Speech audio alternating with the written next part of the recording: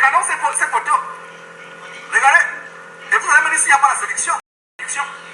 Regardons ces photos. Regardez. Et vous allez me dire s'il n'y a pas la séduction. Regardons ces photos. Regardez. Et vous allez me dire s'il n'y a pas la séduction. Regardons ces photos. Regardez. Et vous allez me dire s'il n'y a pas la séduction. Regardons ces photos. Regardez. Et vous allez me dire s'il n'y a pas la séduction. Regardons ces photos. Regardez. Et vous allez me dire séduction. Regardons ces photos. Regardez. Et vous allez me dire s'il n'y a pas la séduction. Regardons ces photos. Regardez. Et vous allez me dire s'il n'y a pas la séduction. Mais regardez ce qui fait mal à Jésus-Christ. Mais ce que j'ai contre toi, c'est que tu laisses la femme Jézabel, qui se dit prophétesse, enseigner et séduire mes serviteurs pour qu'ils se livrent à l'impudicité et qu'ils mangent des viandes sacrifiées aux idoles. Chaque fois qu'une femme est pasteur ou enseigne la Bible, il y a un esprit de séduction derrière. Je reprends une deuxième fois. Chaque fois qu'une femme enseigne la Bible ou elle a un ministère de pasteur évangélique, elle s'appelle révérend, il y a la séduction derrière. Allez sur Facebook, allez voir mes frères et sœurs, allez voir, il y a la séduction. Regardez seulement ces quelques photos. Regardons ces quelques photos, mes frères et sœurs, et vous allez me dire s'il n'y a pas la séduction. Regardons ces photos. Regardez, et vous allez me dire s'il n'y a pas la séduction. Regardons ces quelques photos, revenons encore. La séduction, dites-moi s'il n'y a pas la séduction derrière ces photos. Dites-moi s'il n'y a pas la séduction. Ouais. Dites-moi vous-même. Regardez, est-ce qu'il n'y a pas la séduction? Dites-moi s'il n'y a pas la séduction, mes frères. Dites-moi s'il n'y a pas la séduction. Voilà une femme qui se nomme révérend. Il y a la séduction derrière. Allez sur Facebook. Allez voir, mes frères et sœurs. Allez voir. Il y a la séduction. Regardez seulement ces quelques photos. Regardons ces quelques photos, mes frères et sœurs. Et vous allez me dire s'il n'y a pas la séduction. Regardons ces photos. Regardez. Et vous allez me dire. Il y a la séduction derrière. Allez sur Facebook. Allez voir, mes frères et sœurs. Allez voir. Il y a la séduction. Regardez seulement ces quelques photos. Regardons ces quelques photos, mes frères et sœurs. Et vous allez me dire s'il n'y a pas la séduction. Regardons ces photos. Regardez. Et vous allez me dire. Je vous dis, chers frères et sœurs chères sœurs en Christ, désolé, je ne sais pas pourquoi je dis toujours frères, mais chères sœurs en Christ, ceux qui se rient, et au fond de moi, je réponds, je dis, mais comment ça je m'habille comme les gens du monde? Je m'habille de manière présentable pour que les gens m'admirent. Justement, comme les premières dames, tu te dis, quand ton mari apporte la parole aux gens, il faut que tu t'habilles d'une certaine manière, il faut que tu sois un exemple pour tout le monde, il faut que Dieu qui coûte cher parle de la femme. Comment la femme doit se comporter avec son mari. Dans 1 Corinthiens 7, nous allons ouvrir la parole dans 1 Corinthiens 7 du verset 1 au verset 5. C'est très intéressant. Et ça s'applique à moi, ça s'applique toujours à moi parce que jusqu'à présent, je suis en train de travailler sur ma 7 du verset 1 au verset 5. Je vais juste lire la parole par elle-même, je ne vais pas me mettre à enseigner ou entrer dans la 7 du verset 1 au verset 5.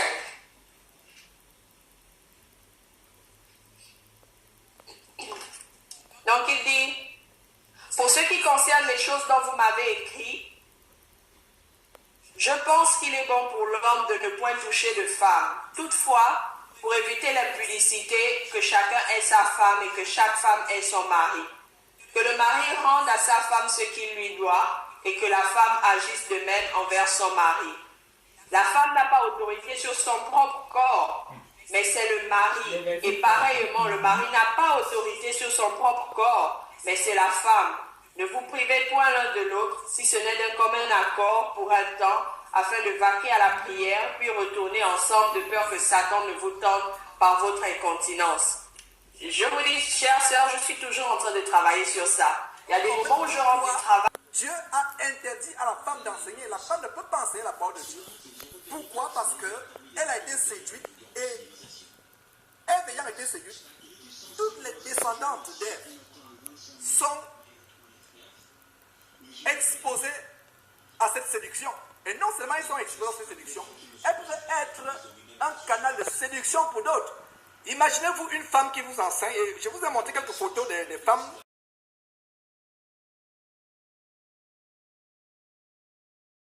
sont dans les ministères ici. Hein. Et la plupart aujourd'hui, elles enseignent des longues perruques, des faux cheveux sur la tête, le rouge à lèvres, les faux ongles, etc.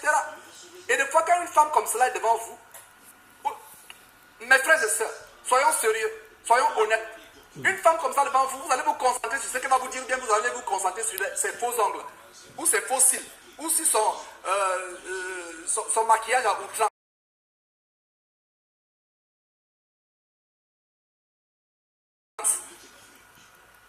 Il y a une dette qui enseigne étant nue.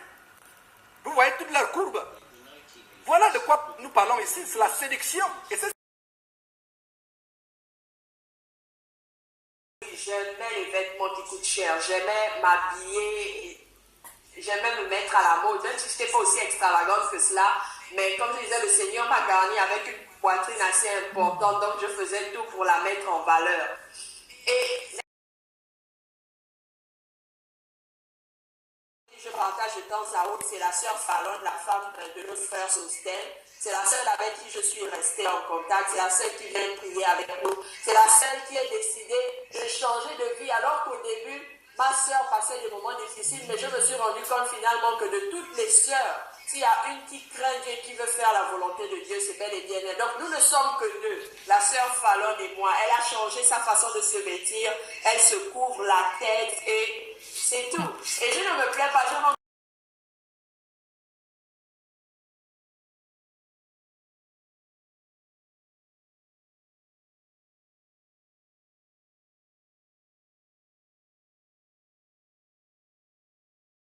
Des moments où je rentre du travail fatiguée, je veux juste plonger sur mon lit, dormir, oublier quoi que ce soit qui existe autour de moi.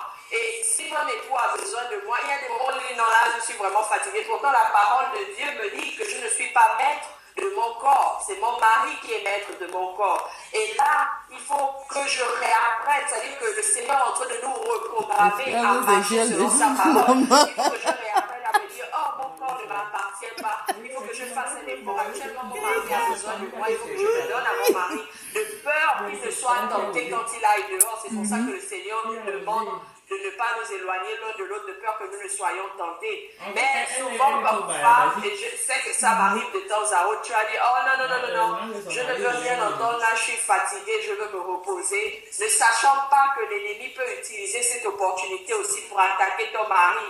Et le voilà, parce qu'il avait ce besoin qui n'a pas été assouvi, il va commencer à faire des rêves où il attaquait justement. C'est quelque chose qui permet aux femmes de parce que ton mari a un besoin qui n'a pas été assouvi. Voilà qu'il va se mettre à rêver. Peut-être que dans son rêve, il se voit maintenant être assouvi par une autre femme. Pourquoi? Parce que tu as décidé de refuser ton corps. Et c'est un détail sur lequel je continue à travailler. Je suis sûre, en général, quand tu n'as pas encore fait d'enfant, souvent tu es très active.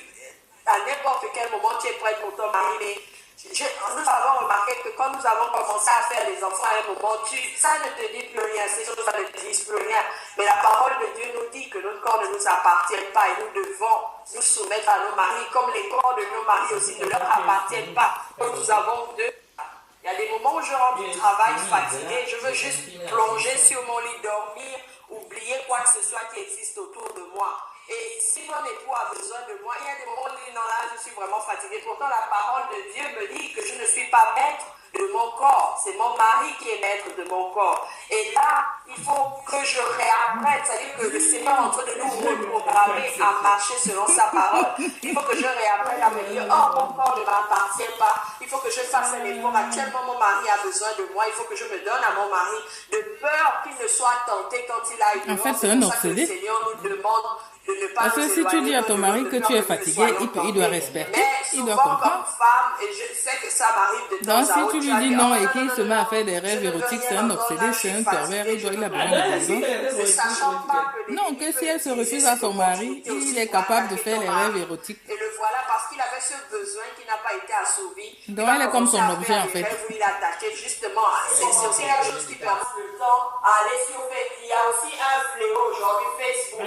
Vous avez des sœurs qui passent des heures et des heures au lieu de s'occuper de leur foyer. Elles sont sur Facebook en train de contrer les commentaires des autres, vouloir prêcher la parole de Dieu, en train de vouloir prêcher la parole de Dieu, elle me met prêcher. Le mari rentre à la maison, la nourriture n'est pas prête, rien n'a été fait parce que la sœur a passé toute la journée sur Facebook en train de raconter des histoires. Sur Skype, sur Twitter, c'est parce que le Seigneur veut de nous, que Dieu veut de nous. Maintenant, lisons ce que ça pour nous, s'il te plaît. Proverbe chapitre 6, du verset 16 au verset 17. Proverbe chapitre 6. Donc, descendants de Jézabel qui sont masculinisés, qui s'entêtent à enseigner la parole de Dieu. Et ces femmes, descendants de Jézabel, qui sont masculinisées, qui s'entêtent à enseigner la parole de Dieu, alors que la Bible interdit à la femme d'enseigner la parole de Dieu, qui s'entêtent à enseigner la parole de Dieu, alors que la Bible interdit à la femme d'enseigner la parole de Dieu en 1 Timothée chapitre 2, en 1 Corinthiens chapitre 14 et en Apocalypse chapitre 2. Voilà, cette Jézabel donc qui avait fait tuer les prophètes à enseigner, mais à vous habiller comme des prostituées, non seulement à enseigner, mais à vous habiller comme des prostituées, non seulement à enseigner, mais à vous habiller comme des prostituées, et non seulement à enseigner, mais à vous habiller comme des prostituées. Heureusement, la plupart, vous hommes, qui regardez leur chaîne abominable ou ces femmes enceintes, vous êtes plutôt des achards, des personnes efféminées, des hommes efféminés. Soyez des Jéhus qui ne se laissent pas. Malheureusement, la plupart, vous hommes, qui regardez leur chaîne abominable ou ces femmes enceintes, vous êtes plutôt des achards. Et que c'est cela qui est sur, c'est ce qui est sur leurs lèvres. Et elles ont le culot de venir là devant vous, d'ouvrir des chaînes YouTube et autres pour enseigner la parole de Dieu. Voilà les descendants de Jézabel. Donc, comme je l'ai dit, et que c'est cela qui est sur, c'est ce qui est sur leurs lèvres. Et elles ont le culot de venir là devant vous, d'ouvrir des chaînes YouTube et autres pour enseigner la parole de Dieu. Voilà les descendants de Jézabel. Sur les femmes, donc quoi, elles auront des ministères, elles auront des éducatifs pour enseigner. Je dis ceci, et d'ailleurs, après cette vidéo, je vais commencer le sujet que j'ai annoncé à savoir que toute personne qui écoute une femme enseigner, si vous, toi, mon frère, toi, ma soeur, dans le passé, tu as écouté une femme qui enseigne la parole de Dieu, qui prêche la parole de Dieu, répands-toi. Et si tu ne te répands pas, malheur à toi. Parce que tu as écouté ça seulement aujourd'hui. Parce que des femmes là, je vous dis, chers sœurs en Christ, désolé, je ne sais pas pourquoi je dis toujours frère, mais chers sœurs en Christ, parce que c'est ce qui se parce que nous avons beaucoup mis l'accent sur la beauté extérieure, comment nous devons nous habiller, comment nous devons nous comporter. N'empêche qu'un frère peut avoir un souci avec son épouse. Et peut-être que son épouse est timide, elle a peur de poser des questions. On invite maintenant le frère à regarder la chaîne. Le frère peut écrire un email ou alors envoyer un message. S'il y a des sœurs qui ont regardé une émission, une voie de sortie, une voie de salut à la femme.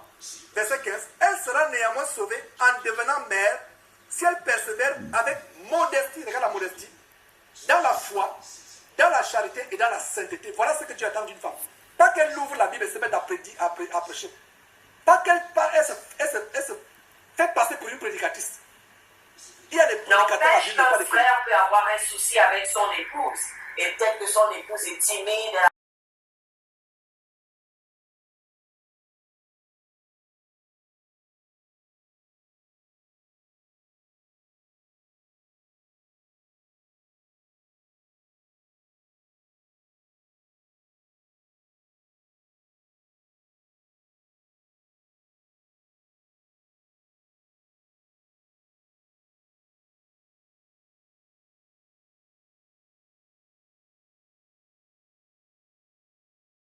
mission pour servir Dieu. Et même si elle va en mission, la mission c'est quoi là-bas? Pendant que les frères sont en train de prêcher, elle s'occupe de questions d'intendance, leur faire à manger, s'occuper de leur chambre.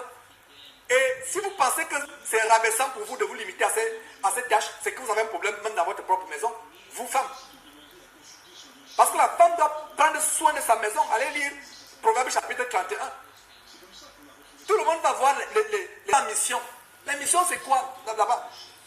Pendant que les frères sont en train de prêcher, elle s'occupe de questions d'intendance, leur faire à manger, s'occuper de leur chambre.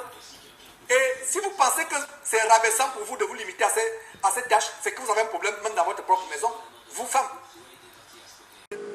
Comme Jésus était en chemin avec ses disciples, il entra dans un village et une femme nommée Marthe le reçut dans sa maison. Elle avait une sœur nommée Marie qui, s'étant assise aux pieds du Seigneur, écoutait sa parole. Marthe, occupée à divers soins domestiques, survint et dit « Seigneur, cela ne te fait-il rien que ma sœur me laisse seule pour servir? Dis-lui donc de m'aider. » Le Seigneur lui répondit « Marthe, Marthe, tu t'inquiètes et tu t'agites pour beaucoup de choses. Une seule chose est nécessaire. Et Marie a choisi la bonne part, qui ne lui sera point ôtée. »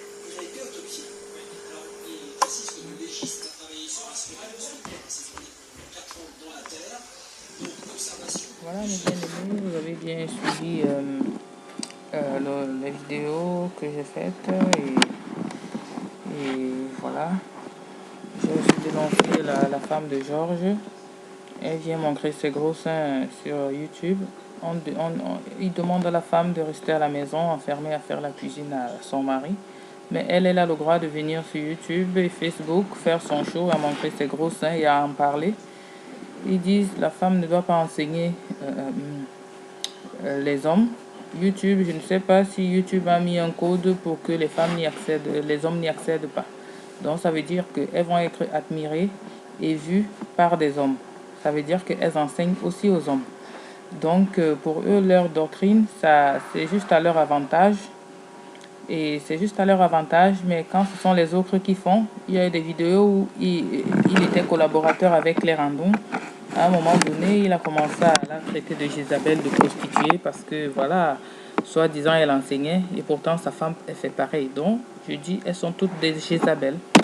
Tu dénonces tout le monde, à force de dénoncer tout le monde, tu finis par te dénoncer toi-même. Regardez les seins, regardez les gros seins là. Elle devrait mettre une burqa. Parce que là, un homme qui va regarder même le téton apparent là, Kim Kardashian, où est la différence? Elle vient s'exposer là sur YouTube. Si tu es une femme vertueuse, va donc te cacher selon votre doctrine. Comme vous insultez celles qui viennent prêcher, c'est pas parce que tu as laissé tes croix cheveux dehors là que tu es la plus sainte de tout le monde, que tout le monde. Il faut t'habiller. Tu vois l'exemple de burqa là, c'est comme ça que tu devrais t'habiller. Là au moins, parce que même ton regard, même ta bouche, ça peut séduire les hommes sur YouTube. Vous devrez aller vous cacher pour parler ou parler entre vous à la maison, entre copines. Mais du moment où tu viens t'exposer sur les réseaux sociaux, c'est que tu fais aussi la prostitution que ton mari dénonce. Donc vous avez dénoncé Claire Andong par jalousie, comme elle avait créé sa chaîne. Regardez les tétons. Regardez où est la différence entre ces actrices-là. Il n'y a pas de différence. Voilà, le téton apparent. C'est pas parce que tu mets une longue robe que, voilà, hein, on voit bien les formes apparentes. On ne sait pas si ce sont les vrais seins ou les silicones. Dieu seul sait, mais bon. Donc, il faut appliquer ce que vous demandez aux enfants de Dieu d'appliquer. Hein. Vous avez chassé Claire Andong et maintenant vous venez créer une chaîne pour soi-disant conseiller les femmes. Mais la chaîne est sur YouTube. Cette chaîne, et vous invitez même les hommes à venir vous demander conseil. Finalement, qui sont des menteurs et des manipulateurs? Vous voulez, c'est l'œuvre de Satan. Vous avez tout fait pour descendre tous les pasteurs, insulter, descendre toutes les femmes, tous les hommes de Dieu qui prêchent l'évangile pour que vous soyez les seuls sur la toile. Vous avez même mangé Claire Andong. Dieu seul sait ce qui s'est passé. À force d'invoquer la mort sur elle comme les prophètes de malheur. Maintenant, vous venez créer la même chaîne qu'elle avait sur Internet, sur YouTube, à conseiller les femmes. Vous venez créer la même chaîne, vous venez vous exposer là. Ce crèche, ce sancte, ce fallon et conforte. Celle-là qui ne couvre pas son cou là. Le cou là, c'est aussi des zones érogènes. Ça peut aussi exciter les hommes. Hein. Tu viens, tu exposes ton cou comme ça. C'est pas parce que tu as les cheveux naturels. Hein. Et sur vos chaînes, je vois que vous conseillez même aux femmes d'utiliser les produits Garnier. Est-ce que Garnier, c'est naturel? Garnier, c'est pas naturel. C'est aussi faux que les mèches naturelles que les femmes utilisent. Hein. Que les fausses mèches de Rasta que les femmes utilisent. Vous conseillez aux femmes d'utiliser Garnier. Il faut aller au village et grimper comme des singes sur les arbres, cueillir les produits naturels et les conseiller aux femmes. Ou bien rentrer même vivre au village, vous serez mieux. Parce que tant que vous utilisez Garnier, vous utilisez ces savons qu'on vend partout pour vous doucher. C'est aussi comme le maquillage. Si tu utilises le savon, le parfum, le savon pour te doucher, que ce soit savon parfumé ou pas, que ce soit les déodorants ou les parfums ou je sais pas quoi, tout ça, c'est aussi des produits faux qui ne sont pas naturels. Donc, à force de condamner les gens, vous finissez par vous condamner vous-même. Regardez-les. Elle vient exposer ses seins et en plus le caméraman, un pervers, il zoome bien sur les seins là. Il a bien zoomé sur les seins, on ne sait pas qui est derrière. Donc, vous venez vous exposer. Il fallait mettre une burqa. Tu as vu, la prochaine fois, il faudra te mettre en burqa. Vous venez enfermer les femmes dans un évangile démoniaque. Au début même, c'était qu'il fallait pas laisser ses cheveux apparents. Mais maintenant, apparemment, vous laissez vos cheveux en l'air et vous parlez. Mais avant, au début, c'était que foulard jusqu'aux sourcils. Maintenant, vous laissez bande d'hypocrites, des tombeaux blanchis comme ça. Et en plus, elle raconte que, même si elle est fatiguée, elle ne peut ne pas se livrer à son mari. Tu es son esclave sexuel. On voit bien comment Georges... Regardez même comment celle-là, la sœur Fallon, ou c'est Fallon, ou c'est Fallon, ou c'est qui. Elles sont tellement crispées, coincées. Les pauvres, elles sont vraiment malheureuses. Jésus nous a libérés. Nous devons vivre dans la liberté. Regardez cette bande d'hypocrites qui passent leur temps à nettoyer l'extérieur alors que l'intérieur est pourri, plein de pensées impures, d'impudicité. Je suis sûre qu'elles se fantasment même entre elles là-bas. Vous êtes plein de pensées. C'est Dieu qui connaît vos pensées. C'est pas parce que vous nettoyez l'extérieur. La Bible dit que Dieu ne tient pas compte de l'apparence. On n'a pas dit d'aller se faire des piercings. Comme le gourou Georges, il sait faire les escrèmes. Il prend les femmes qui sont pleines de tatouages et de piercings pour comparer que Dieu ne tient pas l'apparence. Regardez donc cette apparence. Mais non. Dieu ne tient pas compte de l'apparence. Mais on n'a pas dit d'aller te faire des piercings de la tête aux pieds. L'apparence, ça veut dire tu peux être habillé décemment et plaire à Dieu. C'est pas forcément parce que tu es habillé. Il faut te couvrir le cou, Madame Fallon. Il faut te couvrir parce que regarde, même Kim Kardashian a le cou couvert. Voilà où est la différence entre Kim Kardashian et Comfort Naman. Hein? Les tétons en l'air, vous êtes la même chose. Des prostituées aussi. Vous traitez les femmes de crues, de prostituées. Après même cette vidéo, où est l'édification dans ça? Hein? Cette vidéo ne vous a même pas édifié. Et c'est le travail que Georges n'a pas son temps à faire sur Internet. Des vidéos telles que celle-ci qui n'édifient en rien du tout. Un enfant de Dieu qui va regarder cette vidéo, ça ne l'édifie en rien du tout, surtout les montages du début là. Ça, j'ai fait ce montage juste pour dénoncer qu'on est aussi capable de chercher le petit pour la petite puce quelque part pour trouver le défaut. Tout diaboliser. La Bible dit que la bouche parle de l'abondance du cœur. Le cœur de Georges Nama est plein de haine et d'amertume. C'est pour ça qu'il ne parle que de haine et d'amertume. Hein? Cette vidéo n'est pas du tout édifiante. Est-ce qu'on a besoin de s'attarder sur les tétons de Comfort? Non. Mais j'ai fait cette vidéo pour me mettre dans la peau de Georges Nama, pour voir un peu ce que c'est. Mais c'est vraiment la galère de faire une vidéo de même pas une demi-heure. Ça te prend des jours et des jours. Vous vous rendez compte du temps qu'il perd? Au lieu de prêcher l'évangile, il passe son temps à dénoncer même des choses inutiles. Ça, c'est des futilités. Des futilités, mais comme il est tellement pervers, une femme habillée comme sa femme, il va se mettre à s'exciter tout seul et à dénoncer. Donc, je me suis mise dans sa peau. Et voilà, on a pu le dénoncer. Vous devez cacher même les mains. Il y a des hommes qui s'excitent même en regardant les mains des femmes. Hein, il y a les fétichistes des mains de nos jours ici en Europe. Dans vos mains que vous exposez, regardez le cou. Le décolleté de Fallon, c'est même encore plus bas que celui de Jennifer Aniston. On voit même presque les seins apparents là-bas. Donc, allez vous cacher, bande d'hypocrites. Votre apparence là, vous êtes des tombeaux blanchis comme la Bible dit. Des tombeaux blanchis, il n'y a rien à l'intérieur. Vous croyez que vous êtes les seuls saints. Dans une vidéo où Comfort raconte qu'il n'y a que elle et sa coépouse, je ne sais pas, sa coéquipière ou coépouse, Fallon, Ce sont les seules saintes qui acceptent, qui ont modifié l'apparence, mis les foulards, machin, n'importe quoi.